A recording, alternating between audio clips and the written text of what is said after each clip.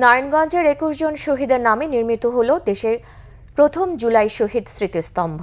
উদ্বোধন করেছেন অন্তর্বর্তী সরকারের ৫ উপদেষ্টা।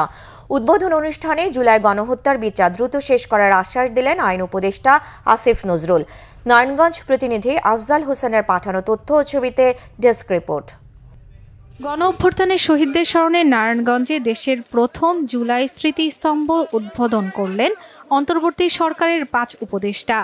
শহরের হাজীগঞ্জে স্মৃতিস্তম্ভ নির্মাণ হয়েছে। আইন উপদেষ্টা ডক্টর আসিফ নজরুল বলেন, ৫ আগস্টের আগেই জুলাই ২৪ কেন্দ্রিক সব মামলার চার্জশিট জমা দেওয়ার চেষ্টা চলছে। অন্তর্বর্তী সরকারের মেয়াদকালেই বিচার সম্পূর্ণ হবে। আমি আপনাদেরকে দৃঢ় কণ্ঠে জানাতে চাই, বিচার পূর্ণ গতিতে এগিয়ে চলেছে। কোনো রকম ওইখানে কোনো গাফলতি থাকবে না। ইনশাআল্লাহ বিচার যেই গতিতে এগিয়ে চলেছে, আন্তর্জাতিক অপরাধ ট্রাইব্যুনালে ইনশাআল্লাহ যেই গতিতে বিচার এগিয়ে চলেছে, আমি দৃঢ়ভাবে বিশ্বাস করি আমাদের সরকারের শাসন আমলেই এই হত্যাকাণ্ডের বিচার হবে।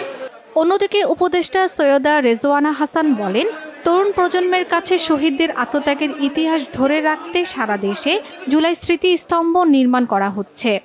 আমরা হয়তো বিজয় উদযাপন করব, কিন্তু এই পিতা, এই মাতা, ওই পরিবারের ভাই আর বোন ওই বিজয়কে তখনই উদযাপন করতে পারবে যখন ওই লড়াইয়ের যে উদ্দেশ্য ছিল সেটা আসলে আমরা অর্জন করতে পারবো।